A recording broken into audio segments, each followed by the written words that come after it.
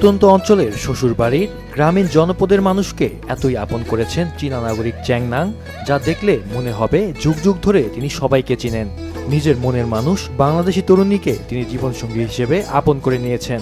তাদের ভালোবাসার হৃদ্যতায় মুগ্ধ গ্রামের সহজ সরল মানুষরাও। চীনের নাগরিক হয়েও কিভাবে বাঙালি মেয়েকে বিয়ে করে সংসার পেতেছেন চ্যাং নাং, তার পেছনের গল্প শিরি ফরহাদ কিংবা লাইলি মজনুর চেয়েও কম নয়। গার্মেন্টসের বায়ার বন্ধুদের সাথে ড্রাগনের দেশ চায়না থেকে বাংলাদেশের গাজীপুরের কোনাবাড়ি এলাকার একটি পোশাক কারখানায় ঘুরতে আসেন চ্যাং নাং নামে এই যুবক।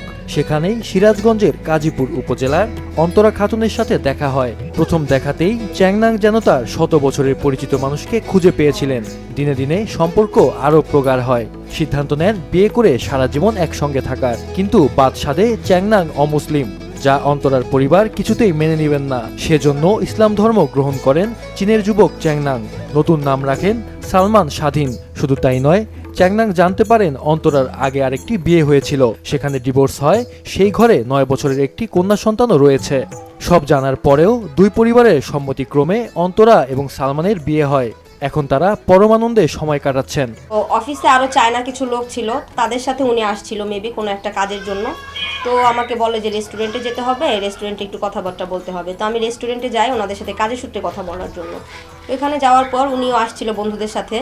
তো তখন আর কি কথাবার্তার পর আর কি ওনার আমাকে দেখে ভালো লাগার এক পর্যায়ে আর কি উনি জানায় যে আমাকে ভালো লাগছে বা বিয়ে করতে চায়। তো এই বিষয়টা নিয়ে আমিও আর কি 2-1 মাস একটু চিন্তা ভাবনা করি যে আসলে কেমন কি, বা ওনাকে একটু বোঝার চেষ্টা করি যে আসলে উনি কী টাইপের চাইতেছেন, আমি কেমন ম্যাচ করে কি না।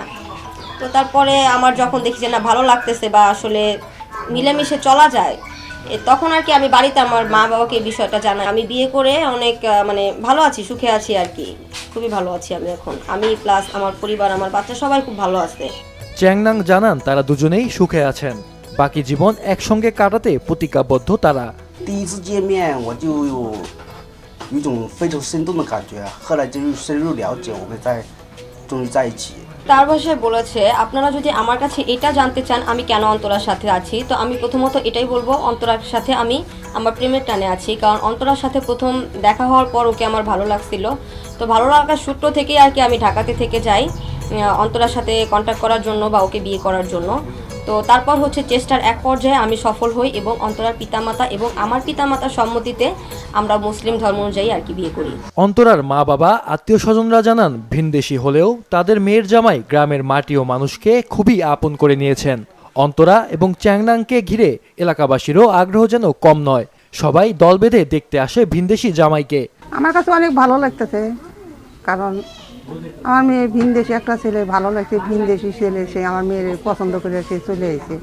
এটাই তো সবচেয়ে শুকরিয়া, আল্লাহর দরবারে লাখ লাখ শুকরিয়া আমার। আমরা হাতে থেকে বিয়ে শাদী দিছি, তো দিক দিয়ে আমি ভালোই করছি। তার কারণ আসলে বিদেশি একটা ছেলে আমার মেয়েকে যে বিয়ে ওঠে আমি 2 এরকম এটা তোমার কল্পনাই ছিল না। তো যাই হোক, আল্লাহ পাখির ইচ্ছায় হয়েছে, তার জন্য আমি খুব খুশি। দুলাভাইয়ের বাসা চাইনা, সেখান থেকে বাংলাদেশে এসে আপুকে বিয়ে করছেন এবং সেই ইসলাম ধর্ম গ্রহণ করেছেন। এতে আমরা আসলে অনেক আনন্দিত। পরিবারের যারা এখানে আছে সবাই মিলে আমরা আনন্দিত আজকে। দেখতে আসছে, এখানে চীন থেকে একটা ছেলে আসছে, আমাদের গ্রামের মেয়েকে বিয়ে করছে আর কি, এই জন্য আর কি। এবং তাদের দাম্পত্য জীবন সুখের হোক এই কামনাই করি। বর্তমানে চ্যাং নাং সিরাজগঞ্জের কাজীপুর পৌর এলাকার বিয়ারা গ্রামে অন্তরার বাড়িতেই থাকছেন।